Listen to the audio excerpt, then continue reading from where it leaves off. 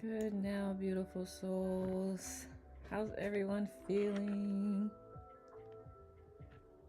Who do I see here? V, Nikki, Verna, Caitlin, Soul. Yes, yes, yes. Shira. I want to roll the R. Shira. Deb, good now, love. Good now, YK. YR. I don't know where it's YK. YR. Good now, Lonnie. How's everyone feeling today?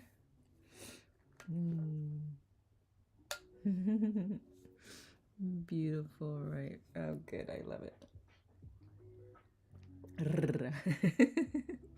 Thank you, Shira. Good now, Stephanie. Who else has popped in? I see Puppy.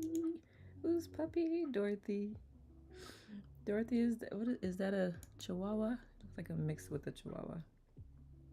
Which book will we read next? Honestly, the Seed of the Soul was speaking to me. I will see though. Let's see. Oops, I forgot to set Substack, but it's all good. Yeah, Seed of the Soul is what has come into my awareness. But I will see what Spirit says. Good now, Jamie. Yeah. Yes, mixed with a Yorkshire Terrier. Aww. Little teacup. Oh my goodness. I think I missed someone. Oh, there's a bubble. That's so funny. I go to click and it moves. Good now, Blake. Who else has popped in? Marilyn. Good now.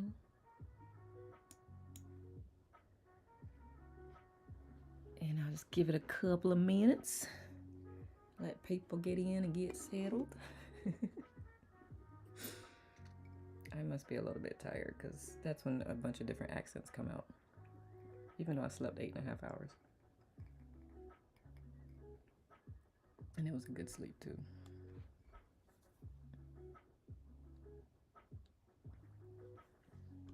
Something about dancing for 25 minutes last night. Good now, Jeffrey. I know Jamie was probably ready to go more. I could have, but I was like, let me not wear people out. Try to keep it at 20 minutes, and that's it. Who else has popped in? Rhonda, good now, love. Elizabeth, good now. Is your puppy or kitty? Is it kitty? I wish we could make the bubbles bigger. Good now, Jeffrey. Good now, love. Miss Rhonda.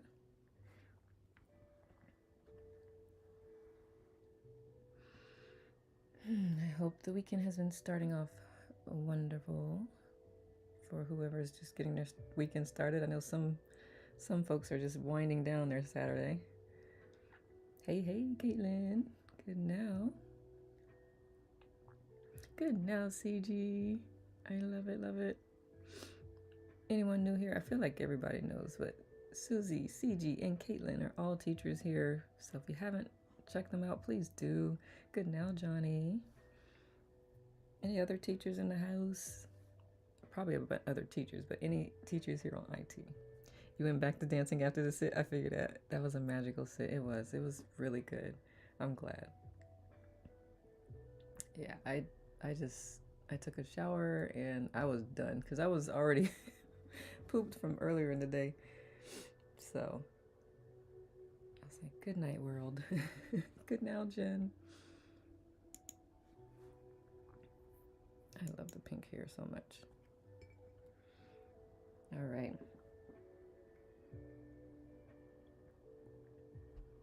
Let's go ahead and get this party started. Irma, good now. Piña.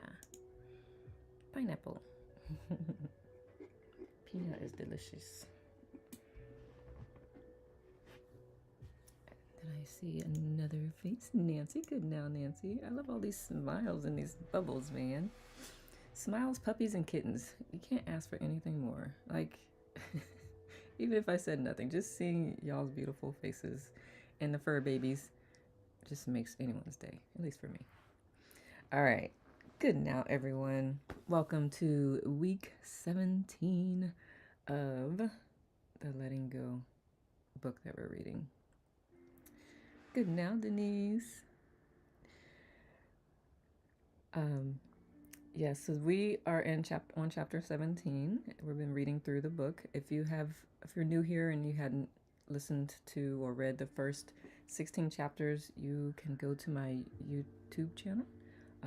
The recordings are there. I created a playlist so it'll be easy to find. And you'll see the yellow and white book. So feel free to binge listen to those. And as you're listening to it, if something comes up for you, feel free to comment, leave a message in the comments of YTM. I do get notifications for there so that I can respond ASAPly. Good now, Poonam. I like to respond within 24 hours or less. It's just how I am. But for now, we are on chapter 17, Transformation. Of course, I want to give my spiel before we get started. Good now, Helen. I am not a licensed mental health professional, so if there's anything that gets to be a bit overwhelming, please do what you need to take care of yourself, whether that's leave the live or share in the chat. Trust me, you have a whole community here that will pounce on you with love and let you know that you're not the only one going through some things and that they understand and got you. But definitely take care of yourself. Good now, Anne. The work I do does address some trauma and mental health things, but it's just not licensed. Just the energy work of it. Thank you, Poonam.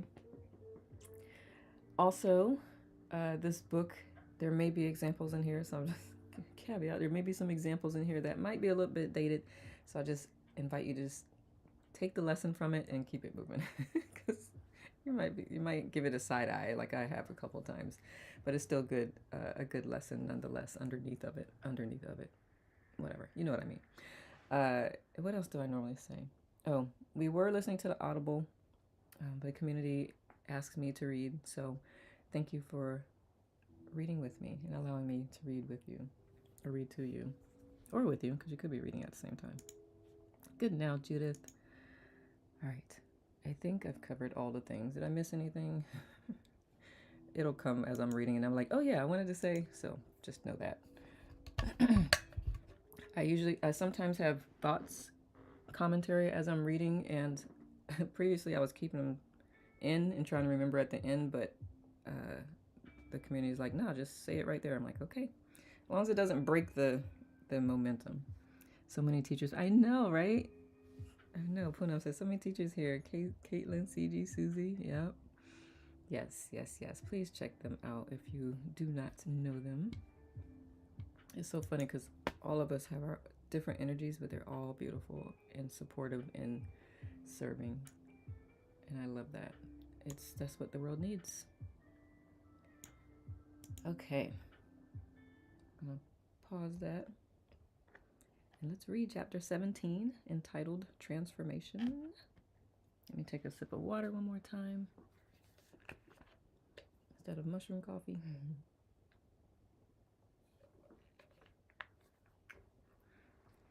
Okay, transformation. Pull the book in front of these windows so I can see it. Comments. I'm like, how did I do this before? Okay. Everything's in the way. Okay. Although letting go seems simple and easy, its ultimate effects are profoundly powerful. A quick little surrender done in an almost offhanded manner can sometimes bring about a major change in our life. We can picture it being similar to the wheel of a ship. If we make even a 1 degree change in the ship's compass, we will notice very little difference. But as the ship sails over the sea hour after hour, day after day, a 1 degree change in the compass will end up taking us to a very different place, many miles from the original course that the original course would have taken us. In this chapter, we want to look at the effect that the mechanism of surrender has on those areas of life with which most people are concerned: health, wealth, and happiness. We will discuss these areas as they are usually experienced by the majority of people and make a contrast to the changes that will occur as the practice of letting go progresses. These changes are quite obvious when we watch the lives of others who use the technique. They will become obvious in your own life as well. Sometimes you will not be aware of them. Therefore, it is suggested that you keep a list of goals and check off the gains as they occur so that you remain conscious and aware of the progress. Yes, I do that with my clients too. It's so easy. Like, if you've ever experienced pain or when you're sick, at that moment, that's all that matters. And then once you're well again, you forget all about the pain and misery that you were experiencing before. It's so easy to forget once things are going well. Good now, Lynn. Okay.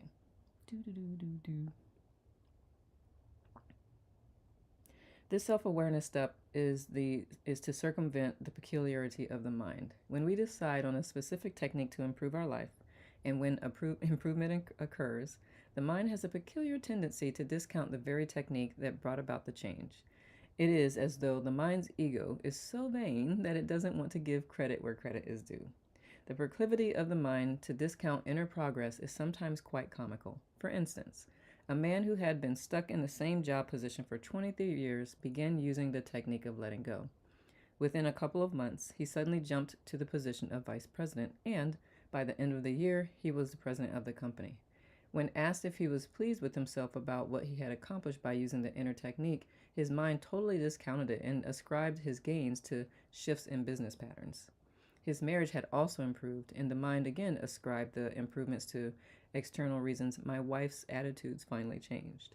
The relationship with his son also improved, and the mind again circumvented the inner transformation and said it was due to the fact that his son was getting older. In discussions that follow, it will be noted that the transitions from one state to a higher state are not difficult to make. They may only seem difficult to us because of current perceptions. Good now, Robin. It's important to keep in mind that as we surrender, our perceptions will change. Our goals will automatically be elevated. What now seems impossible will become old hat after we have been practicing the technique for a while. We will also notice that as the mind contrasts the lower level of life with the higher level, a peculiar resistance to the description of a higher level of functioning will occur at times.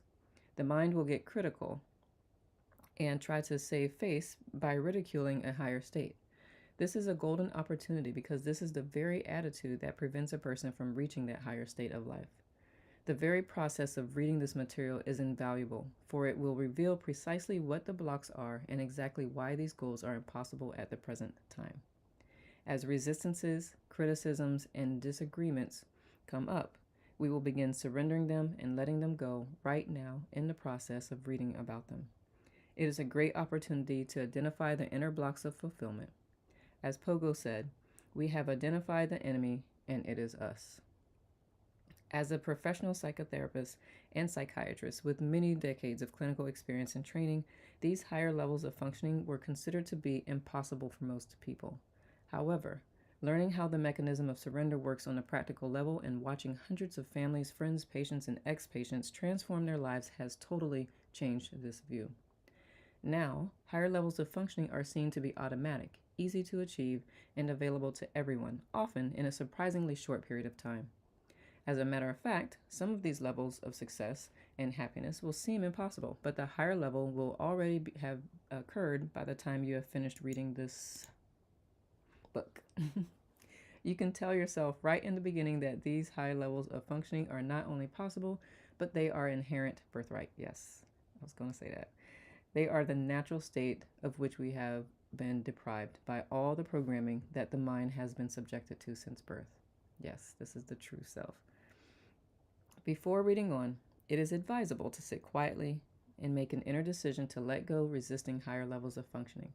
This means to make a decision to stop denying the higher levels to yourself and to make a decision to let go of all blocks to happiness, success, health, acceptance, love, and peace. By doing this, the deed is already done, for you have set the whole experience into a context that will automatically begin to unfold. All right, so before we go on, I'm going to use a little bit of ease on just releasing that. Make a decision, let go of blocks. Okay. So if anyone is not familiar with my ease clearing method, all you have to do, I will instruct you to take a deep breath in and hold. While you are holding your breath, I will say a statement of release, and then you exhale. You don't have to think the statement. You don't have to say the statement, because I'll be connected to you energetically, so I'll be your proxy. So, all right. This will be easy. Take a deep breath in and hold. I release all blocks to happiness. Exhale. Deep breath in and hold. I release all blocks to success. Exhale. Deep breath in and hold. I release all blocks to health. Exhale. Deep breath in and hold. I release all blocks to acceptance. Exhale. Deep breath in and hold. I release all blocks to love and self-love. Exhale. I know he didn't say that, but that came up from spirit. And lastly, deep breath in and hold. I release all blocks to peace. Exhale. All right. Shake any energy that's what's the word? Residual. And then let us continue. Thank you for the hearts, by the way. Health. The average person is preoccupied with the body, its functioning, performance, appearance, and survival. The average mind is beleaguered. Good now, Laura. I do not know this word. I know this word, but I don't know this word. I'm going to give that to y'all if someone can break it down phonetically. Beleaguered. I don't know if I'm saying it correctly. Oop. Oh. It's taking the whole... I'm just trying to do one word in it because I'm copying it from Kindle. It puts the whole citation with it as well. Okay. But basically filled with worries, fears of sickness, suffering, disease, and death. Therefore, the mind sets about defending the body in a great variety of ways. This leads to over-attention to diet, weight, exercise, and the health of the environment. With such inner tension, by the end of the day, the average person frequently feels like a victim, drained, empty, and exhausted. Beleaguered. Thank you, TC. Beleaguered. I love y'all. This is why, see, it's way down. Thank you. I was just like filled. Thank you. Community thing. One consequence of this preoccupation with the body is self-consciousness.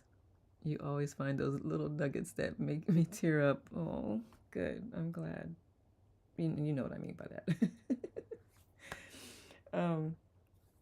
Within a field of awareness, the body's presence is prominent, and there is a mental fixation with what it is doing, where it's about.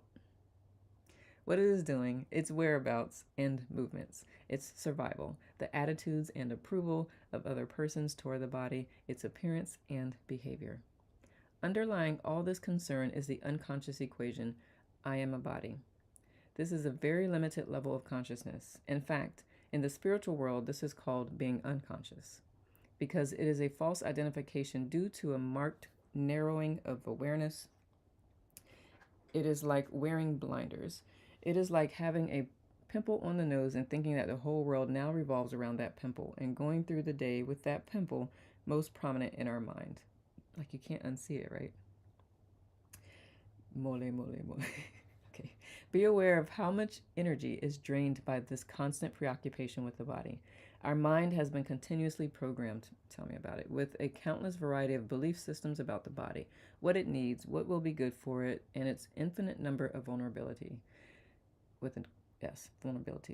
This leads to constant preoccupations with all kinds of health preventive measures, including health food fads, the endless reading of labels for potentially poisonous ingredients, the fear of being near someone smoking a cigarette, the fear of dusts and pollens and all the supposed contaminants in the environment. This is an obsession with offsetting. This is an obsession with offsetting all of these dangers by various countermeasures. As we have seen from previous discussions, these vulnerabilities are merely the product of the mind, and the body will react to what is held in mind. This was demonstrated in our discussion of multiple personalities, where the body reflected in each instant that the particular personality in mind believed. Yeah, that was earlier in the book, which is fascinating to me, and still I want to do research on it, but to at whose expense? Um, if you weren't good now, Angela, if you weren't in one of the previous chapters, he talked about someone who had multiple personalities. And the different personalities, one personality was allergic to something, the other one wasn't. It's the same body, it's the same person, but this version of them just knew that they were allergic to whatever it was. I can't remember. I can find it if y'all want me to read that passage, but that's basically what he's saying. It's like, is it really true? I begin to go like, if it's not universally true, I'll question, how much of this do I believe, type thing. It was a new name. Dissociative identity disorder now. Yeah, it has a new name. Namaste, Carolyn. You have friends that are like that? Yeah. So that has been my subscription. If it's not universally true, like gravity is universally true, I can't really argue with that. If it's not, is this my belief, or is this something that was instilled? So that's how I try to do things. Sometimes I forget to do that. And yeah, anyway. As we begin letting go of all these fears, canceling the belief systems, and reaffirming that our true self, which is a capital S, is infinite and not subject to limitations, we move to a higher state of consciousness, just reading stuff, a higher state of health, wellness, and vital energy.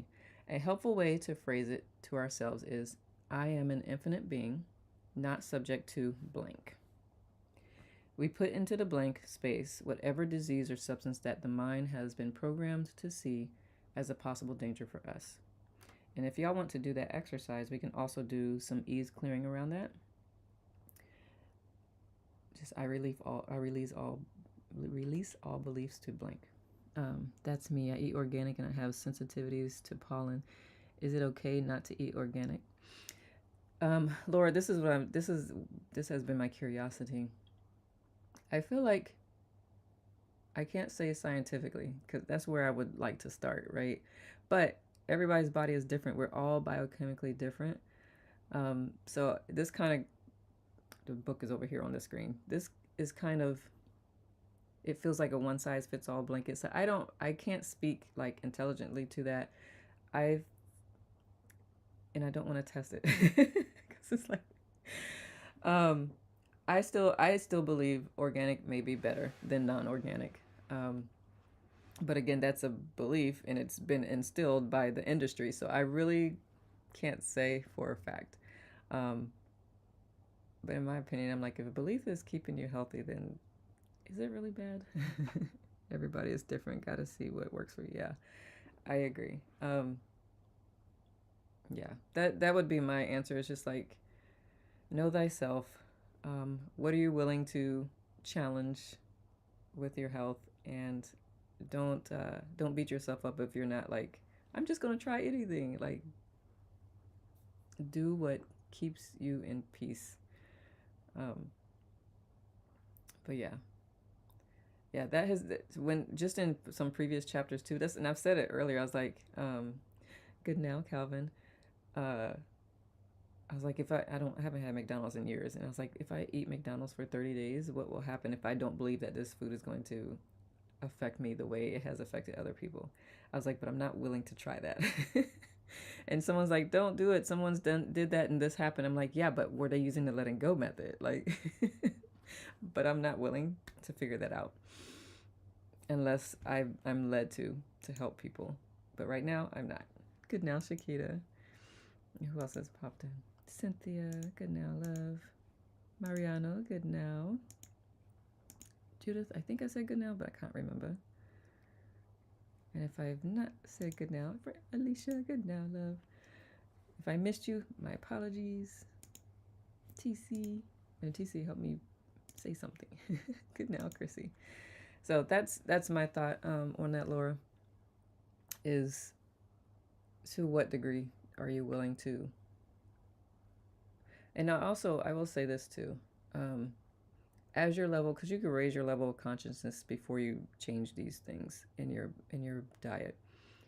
As your level of consciousness raises, you will you will be led to do what's best for your body without you even thinking about it. It's the way nature's we are nature, and nature's goal is always evolution and growth and what's better for it. So even if you don't start here, if you start in other areas of your life, then this will become less concerning or confusing. Let's see. CJ says, I feel like I'm more intentional with trying to eat clean and organic, but if I slip up knowingly or unknowingly or knowingly, I don't give myself grief and just acknowledge and try to do better. Thank you, CJ. Yeah. Angela says, a lot of what I eat has to be organic because of my folic acid allergy. 3 weeks folic acid free, and I feel so much better. I've embraced this new diet. Thank you, Angela. Izzy says, I ate Wendy's on a regular basis for a while, started smelling funky. I could see that. I could see that. The chemicals. Good now, Judith. And Laura says, I'm 80-20. I eat organically at home, but can't control it when I eat out. Yeah. Yeah.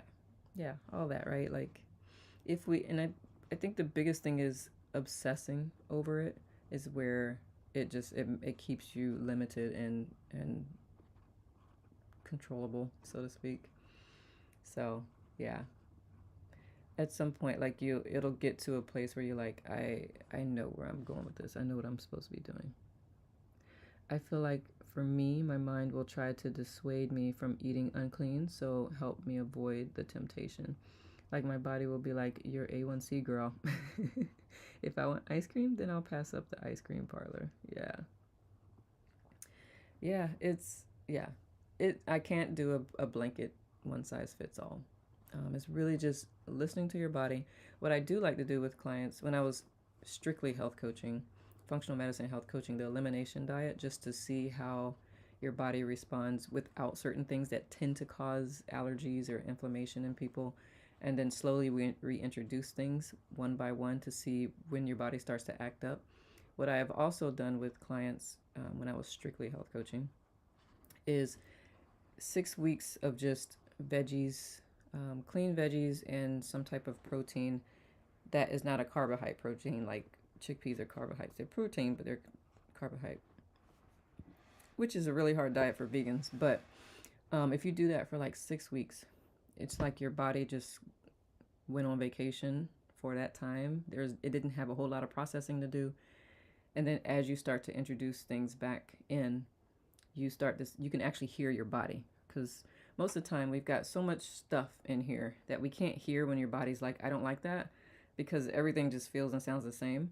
So when you do that diet, that part of the diet, there's no sugar, there's no caffeine, there's no carbohydrates. It's just veggies. Well, I mean, some veggies are carbs, but when you do that for like 6 weeks or so, your body gets pretty clean, and you can actually hear when you eat something, your body say, yeah, I don't like that, or yeah, I love that. Let's keep doing that. So it was a 90-day challenge that I used to do. It was not easy. Good now, Trey. Good now, Donna. But you learn a lot about your body in those 90 days. Okay. Probably when I graduate from my master's, I might do one on here. It would be fun. It would be challenging, but it would be worth it. Okay.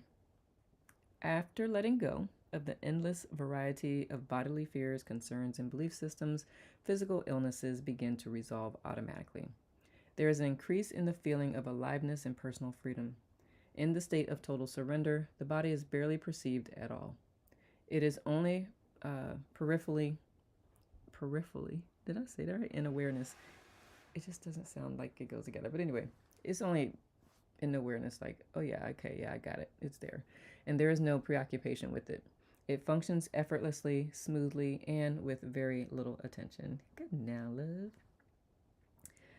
A surrendered person can eat anything or go anywhere and is no longer subject to fears of contaminants, pollutants, drafts, germs, electromagnetic frequencies, carpet, smoke, dust, animal dander, poison, ivy, pollen, or food dyes. I cannot speak to that from experience yet. If I get there, I will let y'all know in this lifetime if I get there. Our perceptions of the body shifts, and it now seems to be like a puppet or a pet. This shift of perception is from I am the body to I have a body. I will say this though. I have noticed, like the other day, I went for a walk. So I grew up, pollen would kill me. Okay, clearly it didn't really kill me. But my eyes puffy, itchy, my throat itching, sneezing all day. Summers were horrible, especially in Maryland. The other morning I went out for a walk. I walked about a mile, and they said the pollen count is really high. I was like, is it? And I have a convertible, and the pollen, I could see the pollen on the vehicles, and I've driven with my top down, and I have not had an allergy attack. And I will say, I know my level of consciousness has been raising mainly because I practice TM, which is the whole purpose of transcendental meditation. But yeah, I decided to unsubscribe to pollen. Now, with that said, if you're working with a medical professional on anything, I do not recommend just like throwing away meds and being like, nope, I'm just going to not believe, because your nervous system hasn't gotten to that point yet. You will know if and when it makes sense to slowly back off of something or whatever. But it does take, as your consciousness raises, this doesn't talk about that so much, I don't believe. But I'm studying consciousness in my master's program. The only way it can actually raise to the next level is if your whole nervous system changes, and your brain changes as well. And you don't do it intentionally, other than TM is one of the ways. Practicing TM is one of the ways, because that's what it's designed for. And there's 7 states of consciousness. I did do a talk on the levels of consciousness. It is recorded on my and it's on my YouTube channel. But because of that, so stress makes you more susceptible to a lot of things, right? As you're releasing stress from past whatevers, your body becomes more resilient to things that it did not have the defenses for before. So with regard to that, I can see how he might be saying that, but again, do not just stop doing your things. So let's see. Angela says, if I mess and eat something with folic acid, I don't catastrophize. I just work through the symptoms that causes. I've let go of the expectation of how I wanted to eat. I used to catastrophize when something little like needing to give up folic acid, but instead I've embraced and accepted this as what my body needs. Yeah, it helps definitely to accept. Izzy says, I gave up smoking, alcohol, drugs, but food is the final frontier. You got this. Maybe you won't need to give it up. Continue raising your consciousness, and there may be things you think you have to say goodbye to, and you might not have to. But again, don't just jump into the deep end, because your body's not ready for that. Go ahead and get some floaties. Stay in the shallow end until you just slowly make your way there. Good now, Jessica. Lisa, good now, love. Vic, good now, love. Did I miss anyone? Laurel, good now, love. Okay. Yeah, so your shift of perception goes from I am the body to I have a body. I love how Maharishi always says, don't make a mood of that though.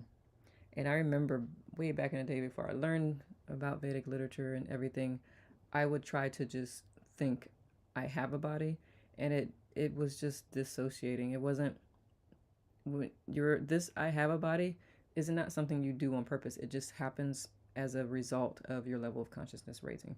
Same with attachments. Being attached to things, you don't just force yourself to detach. It happens spontaneously without you even thinking about it when you raise your level of consciousness. So just want to throw that out there because that came to mind. All right. It becomes progressively obvious that the body is not experiencing itself at all. On the contrary, it is the mind that is experiencing the body. Without the mind, the body cannot be perceived at all. The arm cannot experience its armness. Only the mind can experience the armness. This, of course, is the very basis of anesthesia. When the mind is asleep, the body has no sensation. It slowly dawns on us that, in fact, the body doesn't have any sensation. Only the mind is capable of that function.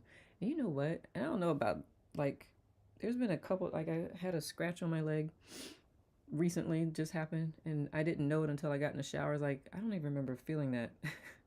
And same with my finger. I just saw it was bleeding the other day. I was like, oh, my pain tolerance has increased, is where I'm going with that. I didn't have much of a pain tolerance. Um, so I just, yeah, I just found that, I find that interesting. But anywho, this is a very important shift of consciousness because now the preoccupation is not with the body and defending it. The focus of attention now shifts to the mind, which is where the greater power lies. As we shift our thoughts, feelings, and perceptions, we begin to notice that the body follows suit. We recognize that people are not really responding to our body at all, but to our inner attitudes, yes, our energy state and our level of awareness. You know what comes to mind for that is, I know, right, Laura? It is powerful. When I have someone I'm working with and they're like self-conscious or whatever, and I've asked, have you ever seen someone who you wouldn't perceive to be like beautiful or whatever, but they are like so confident in themselves and people are gravitated towards them no matter what they look like? That's because it's the inner self. It's not what you really physically look like. Um, we are very tend to be like looks first, but when you get to know someone who is just like they're so centered in their self, it does not matter what they look like anymore to you. It's just because it's soul connecting with soul at that point.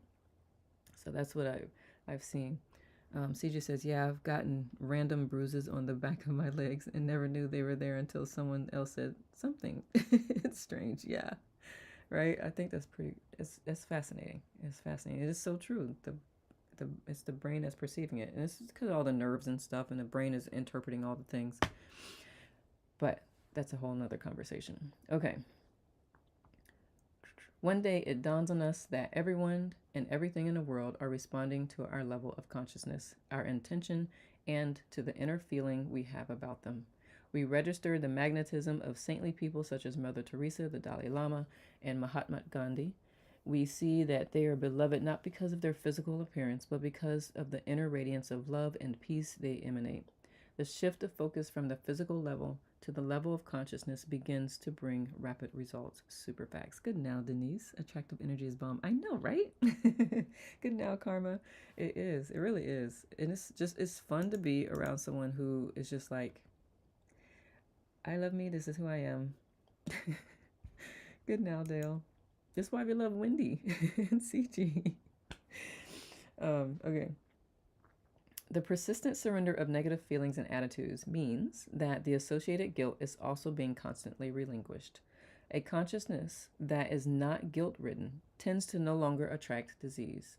In the unconscious, guilt requires punishment and sickness, with its attendant pain and suffering as the mind's most frequent means of self-retaliation. It was split up, and I was like, what are you... Okay.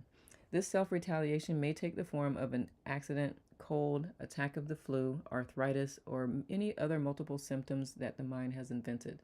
These diseases take epidemic forms due to television and media publicity. When a prominent figure shares with the public some serious illness, there is a sudden jump in the incidence of that illness. The unconscious grabs hold of a disease and utilizes it to settle the score.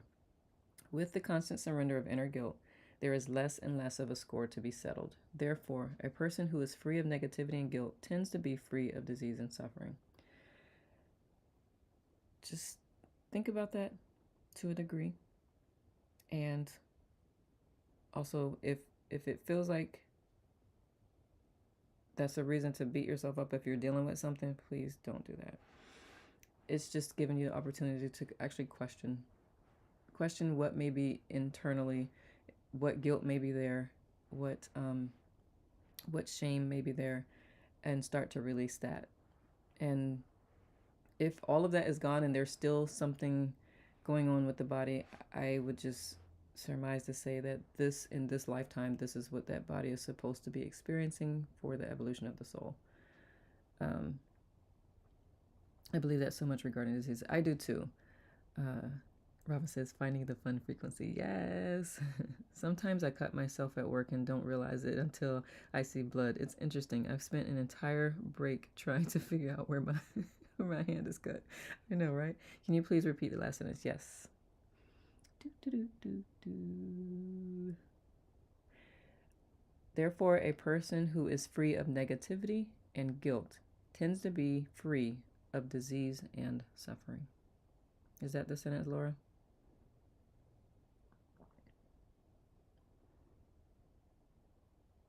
Okay, perfect. All right. You're welcome. The healing can be dramatic. This is the basis behind the book that I use a lot. Whenever I hear someone going through something that I'm working with, coaching, and or if I notice a pattern of accidents or something, that's really where I start. Is like, where is there some unresolved guilt, shame, anger, whatever have you? Good now, Amanda. Um, and we start working through that, and things start happening less. But the book that every time I bring it out, someone's like, "What is that book? I need to buy it." Where did I put it? Did I put it on the shelf? Metaphysical Anatomy is the name of the book, and if you read some of it, I tell you that book will hurt your feelings. It'll take you aback, but it'll also give you a place to start. Okay, I have let go of. Let me see. Any person, place, or thing that compromises my peace. That is a vow I took in 2026 for 2026. I don't know too much about that though, because since I've embraced the chronic illnesses I struggle with and work to adapt, like needing to pace myself when I clean a house because I have pots. Yeah. Um, yeah, I can't, because I don't know all the work that you've done, Angela. But acceptance is one place that helps alleviate a lot of suffering. And the next is, I always forget to turn that off. That's the speaker we were. The next is any internal guilt, shame, because I've seen it, I've experienced it too. I've had less things that take a lot more work to work through happen to me since clearing out a lot of that stuff. Let me see. What are your last thoughts on that last sentence and just read? Yeah, I think I started to address that, right, CG? Um, it it is. I just me personally, I will say I've not had any super major diseases that my body just completely shut down. The probably the worst I've had been the fibroids. I had I was diagnosed with fibromyalgia, PTSD. I had allergies to pollen, and with ease, it's very similar to the letting go, except ease it gets to parts that it clears out stuff that you don't even realize is there. You know that there's a block, but you can't put your finger on it. This you're letting go of something that you realize is there, but ease goes deeper into, like, I didn't even think about that. And I feel like since I've been practicing that, and since I've been practicing transcendental meditation, it's even gotten even better. Like, I have rarely been experiencing things that are unfortunate, if you will. So that's my thought. I believe it. I believe it because it's energy, right? And like attracts like, and if there is an energy, even with relationships, the people that I've attracted to my life, like, look at y'all. But with relationships, when you're in a certain level of consciousness, when there's a certain level of guilt or shame or self-loathing, the people that you'll attract will be on that same level, and then y'all will have this turmoil within your relationship unless y'all both agree to work on yourselves. Um, but yeah, that's my belief in that. Izzy says my martial arts teacher is amazing, as is a martial and is a martial artist. But what's more amazing is how he seems to sort, shift, and be present for many different people. He said it has something to do with being present and also being transparent, not hiding. It's amazing to see him present with different people and different energies. I love that. Ease magic, says Donna. I love that, Izzy. Yeah, it is. It definitely helps. And I was talking to that about to a client. I don't remember who, but if you get to a place like you know yourself, you know everything about you, and if someone tries to use you against you, you'd be like, yeah, I already know that. What you want me to do it? Like, I'm doing what I can with it. But if you feel guilty or some type of way about this thing about you, and someone uses it and throws it in your face, then there is a whole, like, you can kind of shut down. It can mess you up. It can mess with your head. So when you're like, this is who I am, this is what I've been through, whatever, whatever, you have nothing to hide, so to speak. You don't have to tell the world all the things, but if you're like, if someone were to find out something that you just preferred not to tell people, and you're like, well, I already know that, it's not, I've already worked through that, whatever, whatever, then it's different. You carry yourself differently, you respond to things differently. Have to sit with that. My personality can see how that can and cannot be true. I think plenty of guilty individuals are disease free, and yet those free from guilt are sick. I don't know, my brain is braining. I would, I would, uh, I would say not all diseases are going to be super apparent. Remember, some diseases are very hidden, like disease, depression. Um, that's a very, for the most part, that disease you can't see on people's faces, especially if they're good at masking and smiling like I was. Um, and so they could very well be sick. And the ones who are sick could very well have guilt or something that they've buried so deeply they don't even realize it's there. Or there could also be karmic debt. So there's also that. So again, a lot of what he says is pretty blanket statements for the most part. He's not taking into account all the things that it could be. Um, but yeah, I hear you, Siji. Angela says, will there be some opportunities at the retreat to practice letting go on a deeper level? We can. What it ends up happening, Angela, is Rhonda, y'all be doing something, and it'll pull something out of someone, and I usually take someone off to do that clearing with them, and the workshop will keep going. But that's what usually has happened at the retreats. There's not a full class. Laura, there is someone who has not responded yet and has not paid yet, so they have technically until June 11th. If they have not paid by June 11th, then that space will be open. So if you want to reach out to me and see where it goes, feel free. Please do. That's what Angela did. Because she got into one who, because I reached out to them just to check in, and there was one who's like, I can't make it this year. I'm like, no problem. I got someone there. Good now. Who else was on here? Sorry. Leon. Good now, Leon. So yeah, please do reach out to me. The September one. That same case, I do have a couple people I have not heard from. I'm thinking my email goes into their spam. But Angela's talking about the July one. But yes, same case for the September one. I have a couple people I've not heard back from. They have until July something to submit payment before their seat is given up to someone on a wait list. So feel free to reach out to me, and I'll be happy to let you know where we are in that process. Jamie says, CG, I wonder if it has to do with how the individual internalizes their guilt. Yeah. Yep. You need to book your flight. Yes, do it. But you have time too. It's May. Well, technically it's June at this point, but yeah. Okay. I digress. The healing can be dramatic. There was the case, for example, of a magazine publisher who was in a hopeless state of advanced multiple sclerosis. The medical profession had done what it could and had given her up as a terminal, hopeless case. This is why I'm like, let me just read the case for y'all. At that point, she came upon a technique of relinquishing guilt by studying the workbook of A Course in Miracles. In working with this home study course, which consists of contemplating exactly one short lesson a day for 365 days, she began to undo all of her guilt and resentment through the mechanism of forgiveness. By constantly forgiving and undoing the negative feelings, and therefore undoing her inner guilt, the disease of multiple sclerosis reversed itself.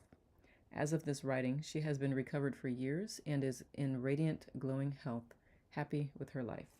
And this is not the first time I've heard stuff like that. MS is a pretty serious thing, right? Um, so I just imagine working through that. The doctors don't. That's not a thing to them. They don't, when I'm working with people too, and I see that there's no real explanation as to why they're experiencing something, like mainly like a pain, like back pain or something. They didn't fall. They didn't do whatever. Um, I'm. That's when we work. I start working on the metaphysical aspect of it, because the back is associated with support. So sometimes somebody's experiencing back pain because they're feeling like there's a lack of support in their life, and so working with them on that helps alleviate back pain.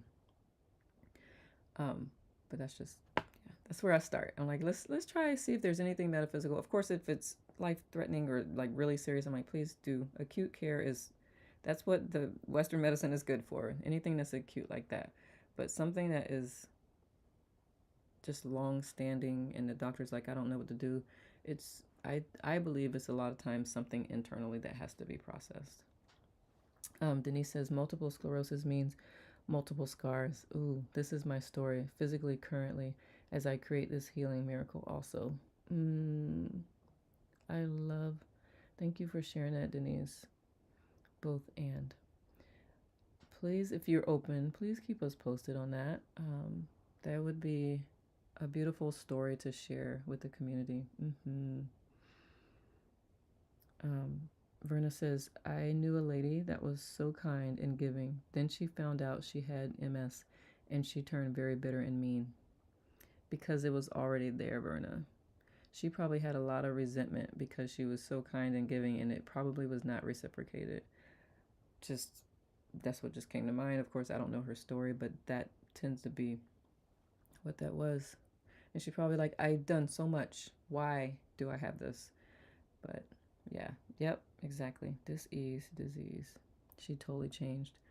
I would say all of this, that's all the stuff she was holding back, and she's no longer can because she doesn't have the strength to hold back. So it's easy to mask. Well, I don't know if it's easy to mask, but a lot of people are masking. And sometimes that kindness and things is to prevent people from seeing the inner pain that she's actually going through. So when she got that, which is, or when she was diagnosed with it, her body was just, at that point, her body was just tired. And there's just, it's hard to defend. And so that's what you'll see is what was really being held on to or hidden. I want to find my book. But let me finish this chapter first. Oh, I see it. Let's finish this chapter first. I am gifted with the opposite of it, forcing me to reveal light, acceptance, resilience, and faith in our own healing. I love it. Thank you, Denise. I love how you said you're gifted. Okay.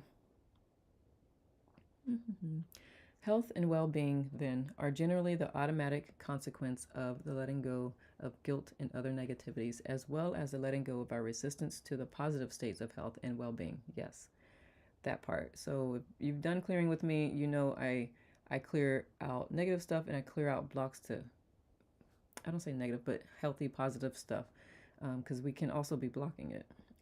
Through the surrender mechanism, the whole gamut of illnesses can be resolved into wellness. As was said earlier, there may be uncommon cases in which illnesses or infirmity continues unabated due to unknown factors such as karmic proclivities. Continual surrender brings healing at the level of inner being so that, even while the body appears to suffer limitations and others may see it as tragic, the person is at peace and radiates an inner well-being that uplifts others. Through surrender at great depth, such persons have let go of self-pity, guilt, and resistance to life's circumstances. They have transcended the view that their illness is a barrier to personal happiness and see it as a vehicle of blessing to others. In recent years, public examples of this phenomenon have included the late Pope Pope John Paul II, who approached his unremitting Parkinson's disease as a spiritual opportunity to become one with and even take on the suffering of others. Bio, my prize. Yeah, the gift. I love it. I love it. Wealth.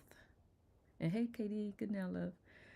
This is an important subject, not only because it has such a direct effect on our life, but also because it is so quickly and easily makes obvious. It so quickly and easily makes obvious our feelings, thoughts, and attitudes about money. To the mind that holds limiting belief systems and negative thoughts and feelings, money is a quote problem. It is a source of endless worry and anxiety, hopelessness and despair, or of vanity, pride, arrogance, intolerance, or other jealousy and others, jealousy and envy. At its worst, the end result of all negativity is a feeling of financial limitation, lack, and deprivation. In this area, the feeling I can't, due to fear and limitation, is often skirted by simply avoiding the whole issue of money and resigning oneself to a low social economic status as inevitable. The unconscious brings to us what it thinks we deserve. If our view of ourselves is small, limited, and miserly due to the accumulated guilt, then the unconscious will bring those economic conditions into our life. Our attitudes about money can be discovered when we look at the many things that it means. For example, we see the degree to which it stands for security, power, glamour, sexual attraction, successful competition, self-worth, and our value to others in the world. It is very useful to sit down with pencil and paper and, under the heading Money, begin to delineate what its real meanings are in all the various avenues of life. Then, write down the feelings that are associated with each area and begin to surrender on each negative feelings and attitude. As we do this, we have the surprising discovery that money in and of itself is not the most basic issue. More important than money itself are the emotional gratifications that we hope will be ours with the use of that money. Let's say that, behind the desire for money, we discover that one of our goals is to be respected and valued. In that discovery, we have just found out that it isn't money itself that we are interested in, rather, it is our self respect and a feeling of inner worth. We see that money was just a tool to achieve something else, and that, as a matter of fact, it isn't money that we want at all, but the self respect and esteem we thought it would bring us. It will also dawn on us that the goals which we thought money would bring us can be achieved directly. The higher our inner self esteem, the less we need the approval of others. As we uncover these awarenesses, money takes a different meaning in each area of life. Money now becomes subservient to higher goals rather than an end unto itself. Without being conscious of what money means to us emotionally, we are at the effect of it. We are being run by our unconscious beliefs about money and all of its associated programs. It is like the millionaire who keeps piling up more and more millions. There never seems to be enough. Why is that? It is because he has never stopped to look at what money really means to him. If we obsessively chase after money or other symbols of wealth, it is because our inner self-worth is so small that it takes a huge amount of money to compensate for it. The inner insecurity is so extensive that no amount of money can overcome it. It might be said that the smaller we feel inside, the greater amount of power, money, and glamour must be accumulated in order to try and compensate for the inner smallness. I have a feeling we all are thinking about the same thing. Anyway, when we are in a surrendered state, we are free from that inner smallness, insecurity, and low self-esteem. Then, money becomes merely a tool to achieve our goals in the world. We have an inner security knowing that there will always be sufficient abundance. We will always get what we need when we need it because we have an inner feeling of completion, fulfillment, and satisfaction.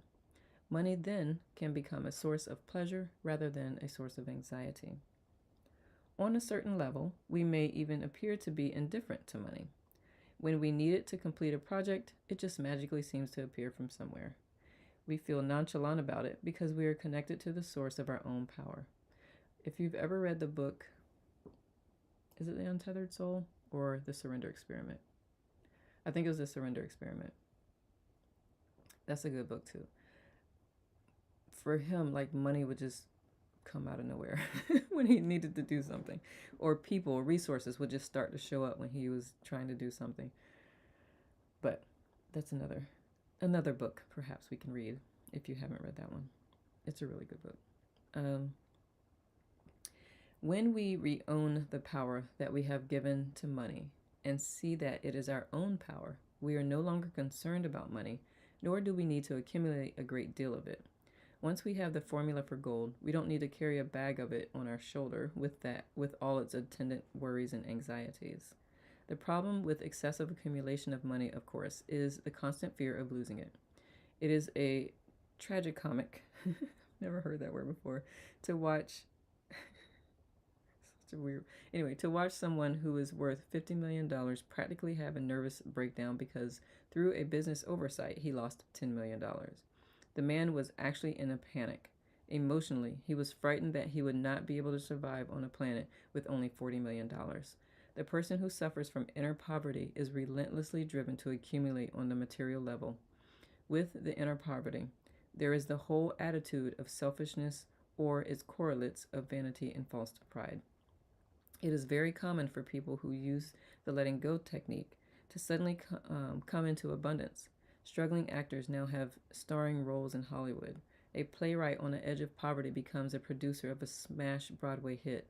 Paradoxically, some people have grown so nonchalant about money that they have chosen to get rid of a lot of money and live a much simpler life. They are no longer interested in money. They have mastery over it. The inner satisfaction that they have sought by means of money are now satisfied directly, so that inner happiness is independent of outer wealth. It is in this state of inner freedom one is independent of the outer world and no longer at the effect of it. This is because one transcends that which one has mastered. That man needs to see what it's like to only have 61 cents listen. He probably was there, and that's probably why there's that panic too. Like, if you've come from that and you've built up to that, but your mentality didn't grow into that, then you're always thinking, this is it. Okay, that's a blanket statement, but you know what I mean? But yes, Angela, I agree. But that just shows it doesn't matter how much money you have, that mentality can just be there, whether you only have 61 cents or have $60 million. And the same is true where you only have 61 cents and you just know that the money's going to come when you need it and you're not stressing or worried about it. So that's not an easy place to be when the world says otherwise. It takes some letting go, it takes some ease, it takes some transcendental meditation to get you there. But okay, happiness. In the sections on health and wealth, we have already touched upon important areas relating to overall happiness. Now we will focus more on inner emotional life because that is where we all really live. The purpose of health and wealth is, after all, merely because we presume, and to some extent it is true, that they result in happiness. Happiness can be experienced directly, however, and on this level, it is relatively independent of health or wealth. Let's take an objective look at the average view of happiness. To begin with, the happiness is extremely vulnerable. A chance remark, a critical comment, a raised eyebrow, or a car cutting into line ahead of us are all sufficient to blow the average person's happiness in an instant. The threat of a job loss, a feeling of distrust in a relationship, a foreboding remark by a doctor, or an impertinent cab driver are sufficient to ruin the day for many of us. Why is our happiness so fragile that commonplace occurrences can ruin the whole day? In the section on the anatomy of emotions, we have already looked at the reasons for this. As a result, the negative feelings, thoughts, and attitudes, together with the constant judgment and criticism of other people, we often feel separated from others.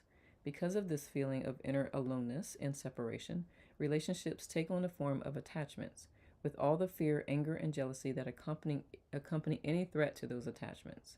The inner negativity results in such commonly held beliefs as, you were born alone, you'll die alone. Nothing, in fact, is farther from the truth. As recent books on near-death experiences reveal, it is during life that one often feels alone, and at the moment of death, there is an absolute feeling of oneness and connectedness. Because of attachments, dependencies, and inner smallness, we may feel weak and limited. The guilty intolerance of our inner thoughts and feelings are projected onto the world, making the world look like a fearful place. Because these fears are held in mind, fearful events and experiences are literally brought into our life experience.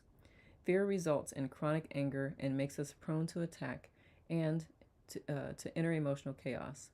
Pain and suffering occur with periodic despair and proneness to emotional upset. The ego mind, which sees everyone as separate, is envious of anyone who appears happier, more successful, or with a better relationship, a better body, or better connections. Soon, because of a lack of inner clarity about goals, there is confusion leading to self pity, envy, and further resentment. Self condemnation gets endlessly projected onto the world, taking the form of condemnation from others, which increases further the guilt and feelings of smallness. For some of us, the only escape is through grandiosity, intolerance, bigotry, arrogance, and anger, which take on the form of cruelty, overbearingness, brutality, and insensitivity to the feelings of others. Often, the insensitivity comes with self excuses such as, I am an upfront person who speaks my mind, or I am the frank type. You always know where you stand with me. These comments are a cover up of insensitivity, which might be better described as, gosh, I've never seen this word in my life. Gouch? Here, I'm going to put it so y'all can educate me.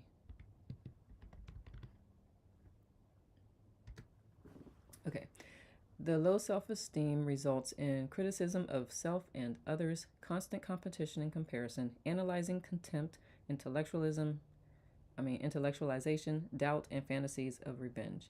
When all of those mechanisms fail, there is the recurrence of apathy and feelings of hopelessness and victimization.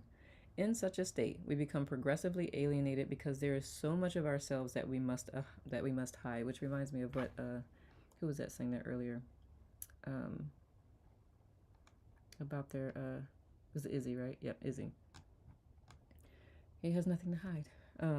Our behavior leads to isolation from others and an imbalance due to overvaluation of the areas of life that do seem to work. Because of this inner chaos, the average person must of necessity stay unconscious at all times. It is interesting to watch that the means that the mind has invented to accomplish to this end. Pronounce gauche. Thank you. Rude arrogance. Thank you, Helen. Gauche. That makes sense to me. In a way. Clearly that's not an English word. Gauche. Actually could be. Thank you. We watch as a person gets up in the morning and flips on the radio or television to immediately get the mind off the self and its mental chatter. Despite the extra amusement, thoughts and feelings tend to arise until the mind becomes preoccupied with the projects of the day, work, and various schemes of accomplishment or pleasure. It starts the preoccupation with the body, I love it, and of the brushing, washing, perfuming, powdering, deodorizing, and carefully selecting the clothes for the day. The choosing of clothes brings up all of the schedules of the day, its busyness with activities that have all been crowded into the day, the endless appointments, phone calls, errands, social engagements, home responsibilities, and emails. On the way to work or the day's activities, there is the chatting with companions, listening to the car radio, making the cell phone calls, sending text messages, and reading the morning paper on the subway. French. Thank you, Dorothy. Once at the destination, there follows the preoccupation with the external events of the day, the business, the deals, the bargains, the arrangements, the worries, the manipulations, the endless search for power, the quest for strokes, and the ever-present fear of survival. All of this is motivated by the desire to somehow derive meaning and security, and to increase our self-esteem and ensure our self-worth by whatever means. The franticness, I was like, Frank? The franticness of the struggle is not really realized until we are suddenly forced to discontinue it in some external event. This reminds me, who was it that was talking about the lady who was nice until she got MS? And now she was forced to slow down, and she's actually having to look at all the stuff that she has not processed, is what that sounds like. Then we are confronted with the internal emptiness. This calls for the incessant ingestion of novels, magazines, television, and websites, or the emptiness is avoided by the constant going to parties, escaping through drugs, numbing out with a few drinks, watching movies, and pursuing other amusements. We tend to just do just about anything to avoid facing that feeling of inner emptiness. And what's interesting about that is sometimes that's done unconsciously, like you don't even realize that's what you're doing. You're avoiding it. Is you, Verna? Thank you. Good now, Daphne. Um, so that was me for a while. I was like working. There was no white space on my calendar. I was working a lot, a lot, a lot, a lot. A job, two jobs, a business. um, there is nothing wrong with any of these activities in and of themselves. What we want to examine is only the state of consciousness, the state of awareness, and the manner in which the activities are perceived, pursued, and experienced. In a state of inner freedom, these same events and experiences take on a totally different significance. I can attest to that. The identical activities can stem from inner sense of happiness, self-worth, and completeness. The same goals can be fulfilled through the realization of our inner achievement rather than competition with others. Relationships become sharing and loving rather than jealous, competitive, and driven by the seeking of strokes and approval. When we are free of negative drives, we enjoy gratifying relationships because we love people, not because we are attached to them. We can allow the other person to be free, not subject to jealousy and threat. We are not the victims of manipulation by others because we have already found an inner fulfillment. As negative thoughts, feelings, and attitudes are relinquished, we re-own the power that we had given over to the world. Much of the attraction of the world is due to the glamorization that we have projected onto it. Questions arise for self-reflection. Is it really all that money that I want, or is it the glamour that I have attached to it? What is it that I want from that job title or from that designation of doctor or esquire or reverend? Is it the responsibility and activities that go along with it, or is it the glamour and esteem associated with it? Do I really love that person, or am I in love with the glamour I've projected onto him or her? Jamie says, when I was dealing with long-term illness, I quickly learned I had to deal with my internal stuff. I couldn't just stay busy and run from it. I had to sit and deal with it. It was quite the experience, I'm sure, Jamie. I'm sure. The more we let go, the more we deglamorize the world, the more it is deglamorized, and the less it runs us. We are not at the effect of glamour and can no longer be manipulated by it. This is when if you ever hear me say the world is more silent since I've been doing TM, that's what I'm talking about. Like, I see things for what they are more readily, more easily. We are no longer in a. I've only been doing TM for 3 years. I've been doing energy work on me for, I don't know, 5 years at this point. So it's the combination. So it was already starting to happen, but I think TM just sped it up.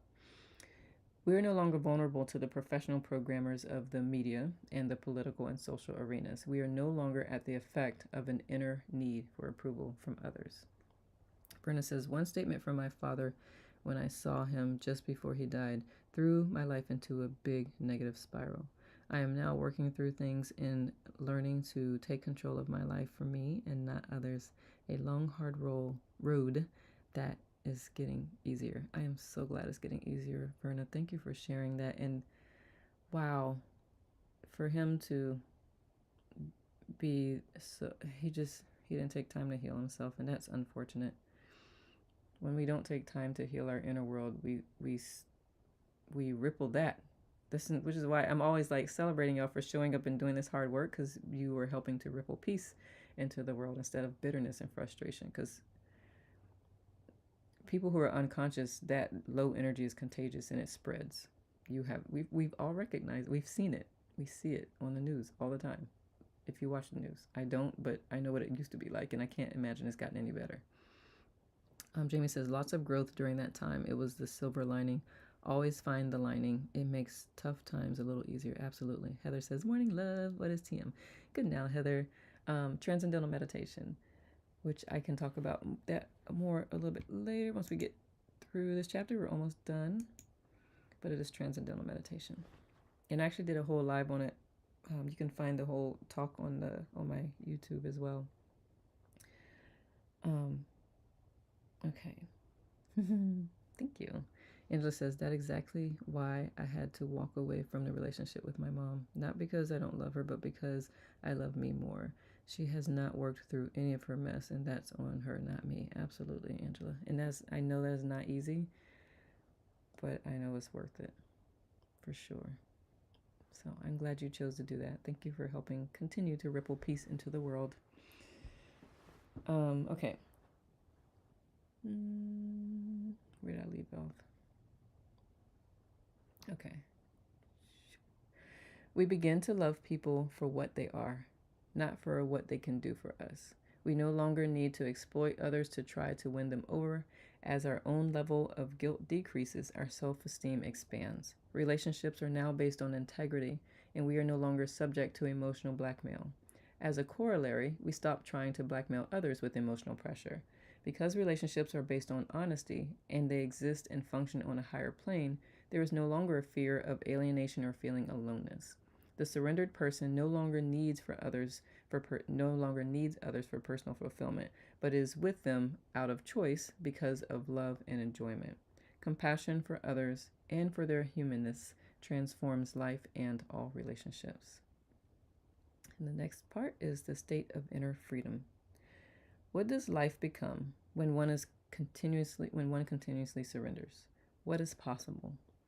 In the surrendered state, we are independent of the outer world as a source of satisfaction because the source of happiness has been found within us. Happiness is shared with others so that in relationships, the surrendered person is supportive, sympathetic, encouraging, patient, and tolerant. There is an effortless appreciation of the worth and values of others and a consideration for their feelings. Power struggles being right and proving our point have been relinquished. There is an automatic non-judgmental attitude and the supporting of others to grow, learn, experience, and fulfill their own potentialities. There is an easygoing, nurturing acceptance of others. We feel relaxed, vibrant, full of energy. Life events flow automatically and effortlessly. We no longer respond from a motive of sacrifice or giving up something for others. Instead, we see ourselves as being of loving service to others and the world. Life events are seen as opportunities rather than challenges.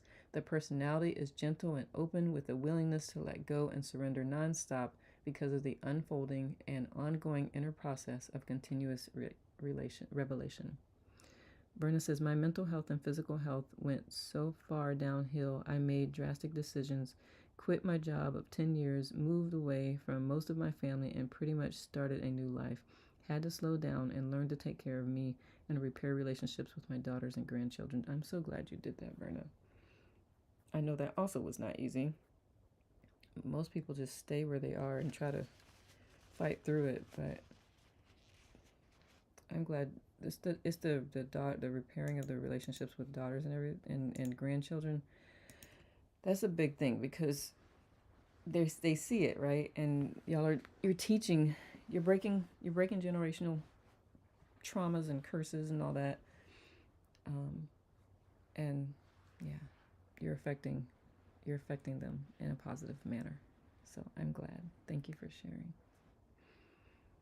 As the process unfolds, we feel an inner transformation. This leads to a consistent feeling of gratitude, pleasure, and certainty about our goals. There is a living in the present rather than a preoccupation with the past or future. There is a trusting defenselessness because the power that was projected onto the world has been re-owned. There is an inner feeling of strength and invulnerability leading to an inner serenity. At first, there is the identification, I am the body.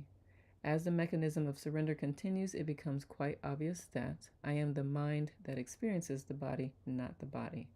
As more feelings and belief systems are surrendered, there eventually comes the awareness I am not the mind either, but that which witnesses and experiences the mind, emotions, and body. And again, this is all spontaneous. This does not happen with conscious effort.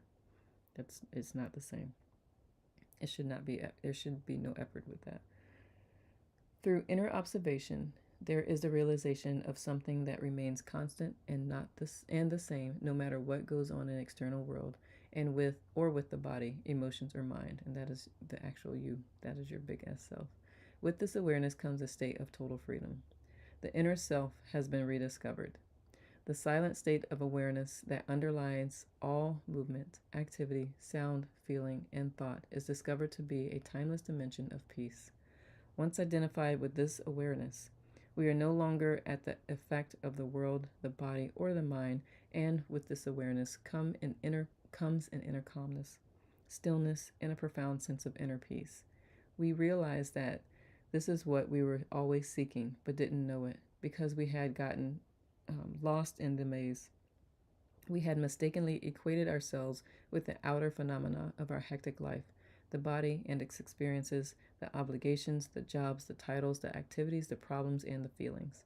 But now we realize that we are the timeless space in which the phenomena are happening. We are not the flickering images playing out their drama on the movie screen, but the screen itself, a non judgmental witness of the unfolding movie of life, with no beginning and no end, infinite in its potential. These progressive realizations of our true nature prepare the ground for the ultimate realization of the identity of consciousness with divinity itself. And that would be the seventh state of consciousness, unity consciousness. But yeah, that is chapter 17. There was a lot there, right? Is there anything that you would like me to go back and review? There were some reflective things in here. Did anybody capture those? Is anything I want to talk about regarding those? I know we kind of talked throughout the chapter. But what says you all? And while y'all are contemplating and or typing, there's a bunch of people to say good now to. Good now, Matt. Angus, good now, love. Another teacher in his house. Good now, Ron B. Let's see, who else did I miss? Anybody? Yes. Neil, good now, love. Who else did I miss? Yield, good now, love. Kim, good now. Jude, good now. Any thoughts, my loves? I know that was a lot to take in, and you may have to rewatch that. I've not stopped journaling. Fabulous reflection. Good, Zinky. I love that. I love that. Cadence. I love that name. Oh, Dale, that puppy. Colleen, good now, love. Johnny says, thanks, Nicole. What techniques or tools do you or others use to release guilt and shame? Johnny, I use the ease method, which is a little bit of what we did a moment ago. I also, perspective-wise, from a scientific perspective, because I study the brain. So this will be only on an intellectual basis. I also recognize that holding on to those things is training my brain to stay there, and I don't want to stay there. So if I don't like the state in which I'm living or being, the only way to change that is to change the way I perceive, and it will take some effort because you're rewiring your brain, your nervous system, to perceive things in a different way. One thing I've always said guilt is self-punishment. Guilt is like being mad at yourself for not knowing better for something you didn't know about, right? So it's giving yourself grace. And that just a moment ago, there was probably something I didn't know a moment ago, and I would have probably made a different decision than right now because I know better. So it's more, I use a combination of those things. Ease is the most direct, and it works the fastest. And yeah, it's just a constant being very intentional with the way you,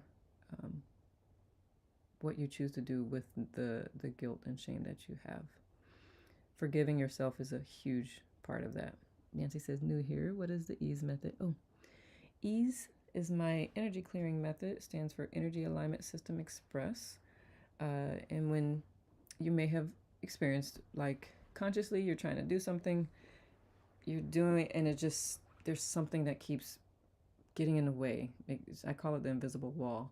And that's really because or maybe you may not know, but most of our actions are driven by our unconscious, subconscious, like 95%. And so if your subconscious is subscribed to one thing, but your conscious is like, but I want to subscribe to this, your subconscious is always going to win.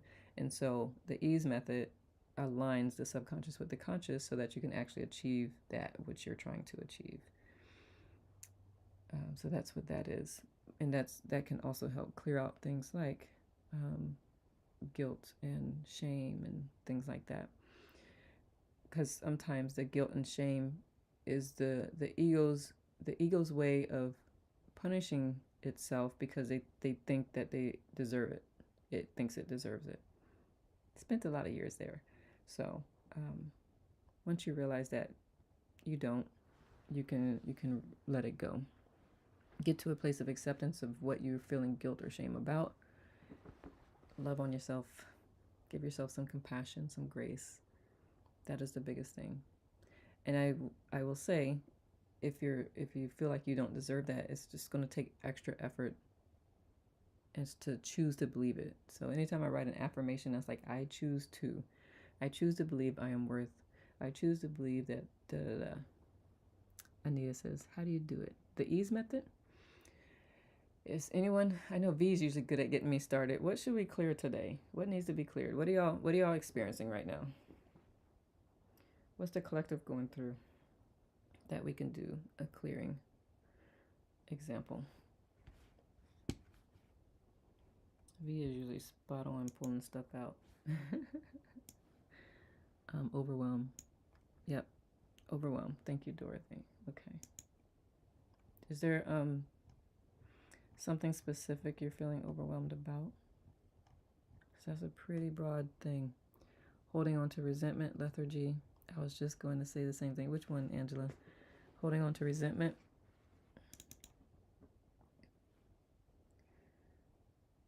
Okay. All right. The way this works, resentment. Okay. Would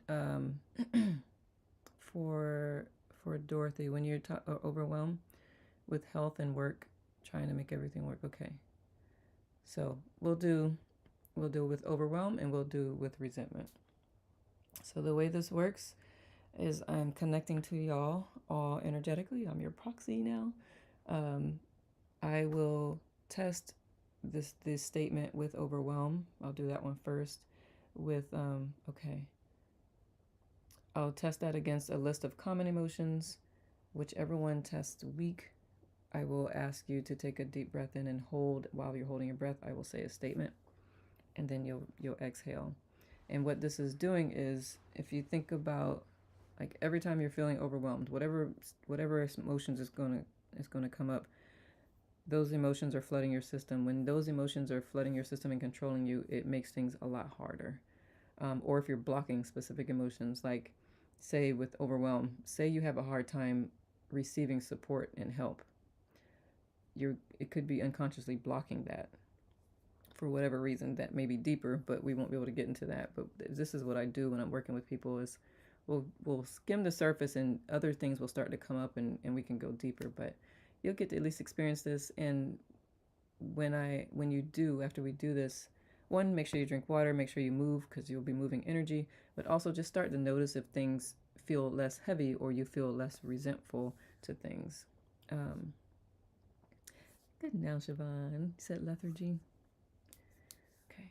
So I'm gonna do with overwhelm and I'm gonna do with resentment. Just for you to experience that. And we'll go from there. All right.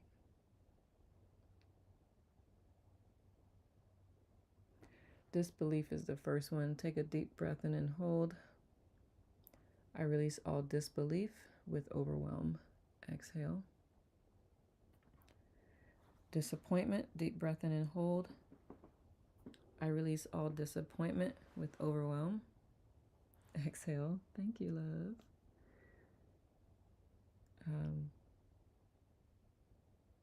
Frustration, deep breath in.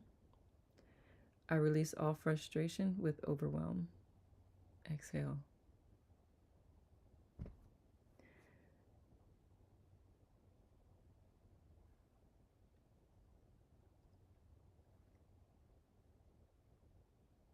Shame, deep breath in. I release all shame with overwhelm. Overwhelm. Exhale. Worry, deep breath in. I release all worry with overwhelm. Exhale. Calm, deep breath in. I release all blocks with calm, with overwhelm. Exhale. Good now, Carla.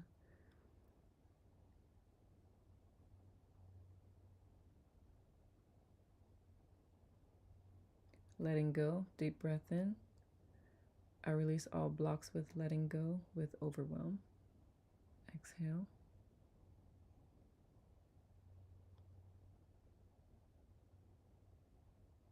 Trust, deep breath in. I release all blocks with trust, with overwhelm. Exhale. So for the collective here, that's what I got. If I'm working with you directly, it's probably more, but this is like the overall thing. So go just take some deep breaths, take some water in. April, I didn't cut my hair, but I did do this. Honestly, I just wet it and I go and let it fall however it may. Jamie says, Johnny, acceptance of my own humanness is helpful. We all mess up and can't change the past. We can do better moving forward if we choose to. Thank you, Jamie. All right. How are y'all feeling with that first? And then we'll do with resentment. Did anything else come up for you? Good now, JC. Who else have I not said good now to yet?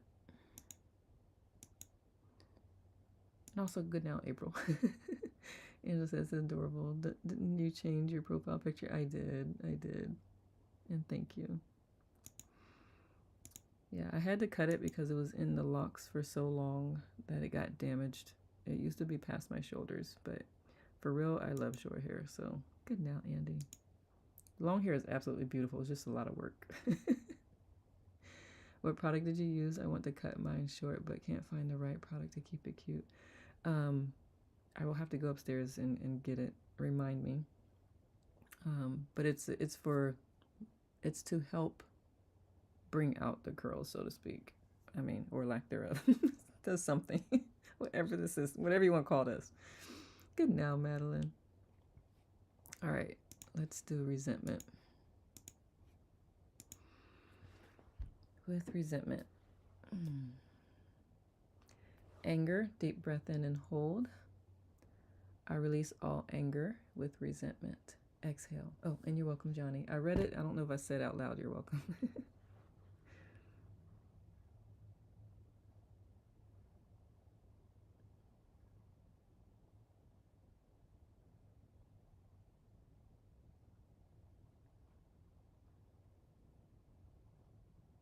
Pressure, deep breath in and hold. I release all pressure with resentment. Exhale. Self-punishment, deep breath in and hold. I release all self-punishment with resentment. Exhale.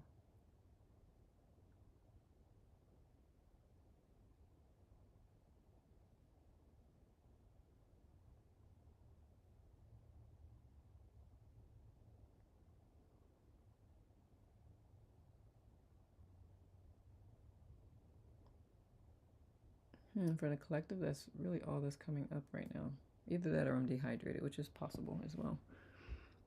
Everything I've used says curls. I know. Yeah, I know. Trust me, April. I on Facebook, I gave away a bunch of hair products. I'm like, these are not working. Buena hora, Bonnie. Let me see. Let me drink some more water and see if anything else comes up for resentment. How are y'all feeling?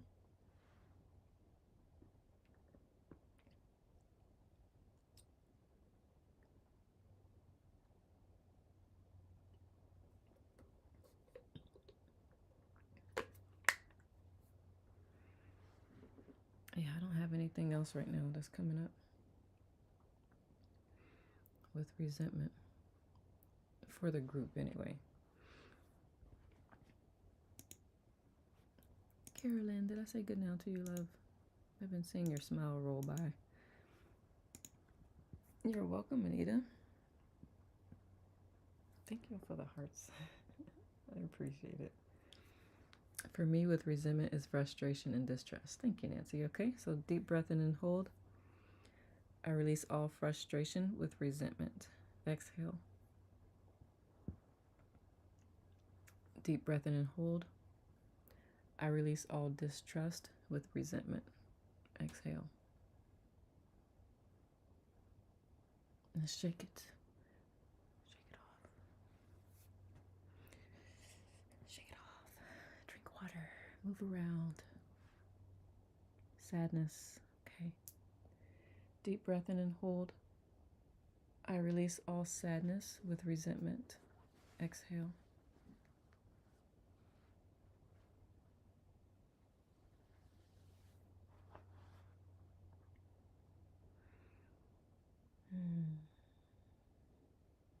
How are y'all feeling? Good now, Beth. Do I have a couple of Nancy's here? I think I have a couple of Nancy's here, which is cool. Rhonda, good now, love. Vanessa, good now. Self-blame with resentment. Okay. Deep breath in and hold. I release all self-blame with resentment. Exhale. Which is also self-punishment. Martyrdom. Good now, Jamila. You was listening on YouTube. Disappointment. Okay. Yeah, the YouTube is always a delayed response. I knew what you meant, Rhonda.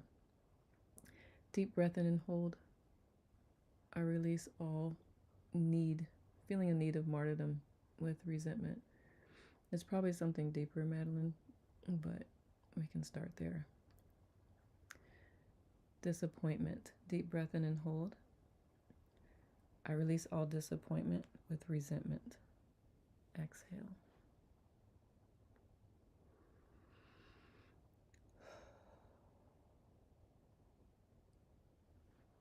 Shake it off. Like the puppies do. It works. Hence last night, the dancing. I'm saying, they're so cute when they do it. Hear the ears flapping.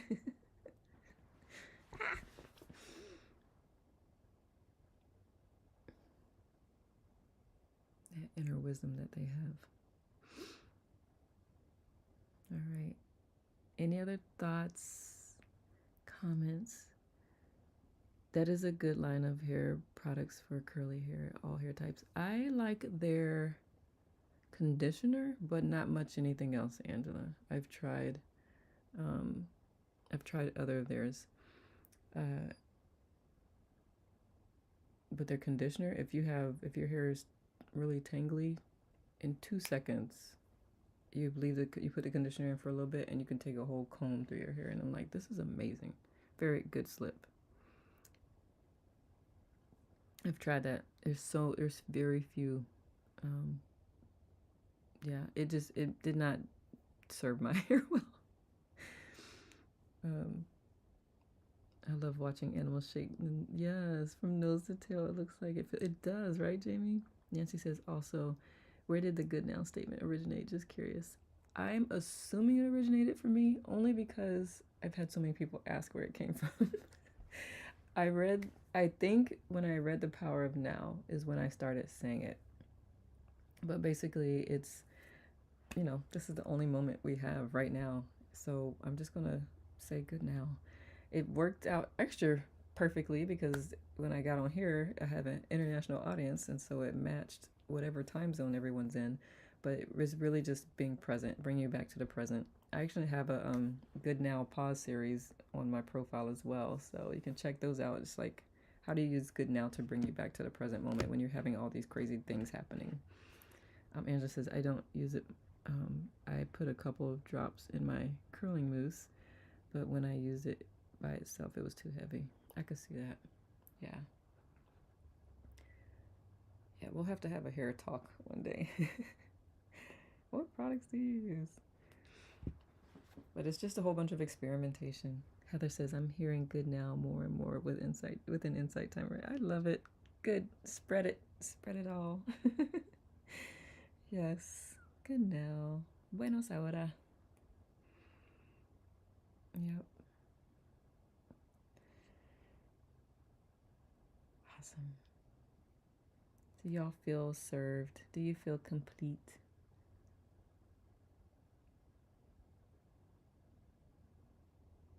I love Heather's hair, man. It's just, I feel like it's super woman hair. It's so cool. I hope when I turn fully gray, it's as cool as yours, Heather.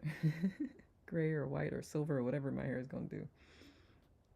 I think it's a white, silvery white, because I already have some deep in here. Tired, you feel tired. That happens when you do clearing. That, right, Rhonda? That happens when you do clearing too. Thank you for reminding me of that. So drink water, move, or take a nap. Yeah, it will do that. Or if you've been holding on to stuff. But yeah, when energy moves, sometimes you may want to take a nap. You may find yourself yawning when you're clearing energy. A lot of times when I'm working with clients, I'll be yawning. I'm like, I promise I'm not tired. I'm just releasing energy with you and for you.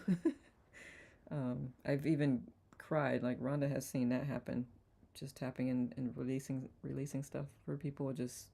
I bust out in tears, and I can tell it feels different when it's mine versus someone else's tears. Tears, yawning, different, feels different. But yeah. Soul says, take a deep breath, drink water, song by John. Is it? He probably has, a lot of music is just them telling their stories, their struggles, and we think it's music, and they're really pouring their hearts out. Like, this is their form of journaling. They just put music to it. Nikki says, wonderful. This is so much needed. I'm in the garden with my puppies. I know you said dogs, but I call them all puppies. It's been a calming, reassuring experience. I'm so glad, Nikki. And you out there with nature too. Like, it does not get any better. I'm glad. I really am glad that you have had a beautiful experience. Verna says, my daughter uses Miracle 10 on my granddaughter's hair. Only then that gets through the curls. Got it. I think she was looking for something to make the curls pop more so than the detangling aspect of it. Am I right, April? Heather. Superhero. All right. Without further ado, then, I'm going to celebrate you. If there are no comments, questions, of course, if you didn't catch it all, you can catch the replay on the Tubular. And like I said, if you post anything in the comments on the channel, I do respond because I like helping. Like, how can I support you further? It makes her curls better too, not so fuzzy. Okay. Lots of love, girl. Aw, you too. You too. Is there anyone I missed saying good now to? I've started to lose track. Good now, Chelsea. I don't think I said Chelsea out loud. I know we have a couple of Nancy's here, which I love. I have mostly kinks, not curls. Listen, did you see me last night? I'll catch up on the tube. Had to rest earlier. Madeline, you know I'm going to celebrate that. The resting. Anybody who hangs out with me long enough, rest first. I usually rest first, meditate later, but we're not meditating at the moment, or technically. But rest first. That is most important, because otherwise you can't really absorb anything or receive anything, because your brain is like, yeah, I hear words. You got the Charlie Brown teacher thing going on. Wah, wah. It's like, I know there are words there. I'm just not going to process it until you give me some rest. Please. Y'all know I love brains. I don't have my brain on the shelf right now because I took it to a wellness fair, but I need to put it back. All right. So back to celebrating you beautiful souls. I always close out my session, if I can get the balloons to come back up. Well, there we go. Celebrating you for showing up for you. By you being here, you're showing up for you. And in so doing, you're showing up for the world, as we spoke about rippling out peace. World peace through inner peace is the only way that's going to be accomplished. World peace does not happen by blowing things up. It just happens by everybody cultivating inner peace, and that is my hope. Soul says, much gratitude to you all who shared so much wonderful healing session. Thank you, Soul. Absolutely, yes. Thank you all who have shared, was open, had questions, allowed us to support and pour in much as we could. And I hope you did get some good golden nuggets from this. And as we close out the session, I'm sure I'll be processing more because that's how my brain works. So I may post some things in a group. I do have a group here on IT. So I may post some things if anything else comes to mind. And likewise, if anything else comes up for you, if you don't need to go in the tubular, you can also go to my group here on IT and say, hey, Nick, I was thinking about this. What do you think about? Great new Thank you, YR. Thank you. I appreciate it. I was like, let me do something different. And also match my hair as it looks right now. Bonnie says, thank you. You're such an inspiration. Thank you. So are you, Bon Bon. And thank you for letting me call you Bon Bon. All right, my loves. We shall. Mela says, thank you, Nicole. And all take care, friends. You too, my love. Verna says, I'm learning to deal with curly hair. I had bone straight hair for most of my life, and now at 60 it's curly. I love that, Verna. I want to see. All right, loves. Thank you. Thank you for allowing me to hang out with you, and thank you for hanging out with me. I definitely value your time, and I always hope that you get some value, some nuggets when you spend that precious time with me. May you all create the most amazing now moments. Until I see you next time, make every moment count, because that's all we have is this now moment right now. Especially Mr. Johnny right now. A moment ago, I might not have known something that I know right now. Can't be mad at me. Can't be mad at my moment ago self. Well, I could, but it doesn't help anything. So, Johnny, I want to invite you to love on you. You're welcome. Love on the past you who was doing the absolute best as he can. I know we're supposed to be going, but I like to remind, to give an analogy. Like when you were 10 years old, there were things you didn't know that you know right now. Would you get mad at the 10-year-old for not knowing what you know right now? You wouldn't. There's not much difference between the 10-year-old you and the 22nd-year-old you, other than you knew something more at the 22nd-year-old than you did at 10. But you know what I mean? Like getting mad at the previous version of you for not knowing what you know right now is just not fair to yourself. So I just want to invite anyone who has a challenge with self-forgiveness. I would just say, look at the earlier version of you, like, you know what? You go, girl. You go, boy. You go, you. You really did the best you could at that moment. I can't even be mad at that. I can't. Well, I could, but what good does that do me or you? So, I hope that helps. Heather says, many blessings. Thank you. You're so welcome. Verna says, love and peace to all. Yes, received and reciprocated. And now, I'm off the soapbox. Next weekend, I am reading chapter 18 on Saturday and 19 on Sunday. Just a heads up, because I've been putting it a week. Because there's only 21 chapters, and we're like getting down to the wire. And 18, 19. And then 20 the following Sunday, because I'm going to a sound bowl bath, floating sound bowl session, where I'm just actually going to float for a change instead of doing the playing on Saturday. So we'll read on the Sunday the 14th, and then we'll decide there if you want to just go ahead and read the last chapter, because we will be reading chapter 20 on the 14th. That's why I didn't put it on the calendar yet,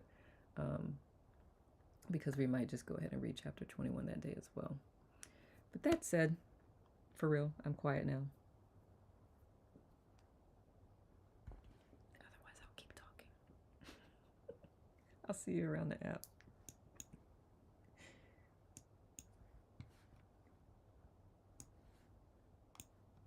And for whomever is on either YouTube or Facebook or LinkedIn, I think that's what I got. YouTube, thank you for being here. I hope you got some good nuggets out of the conversation today as well. And I'll see you next time. Ciao.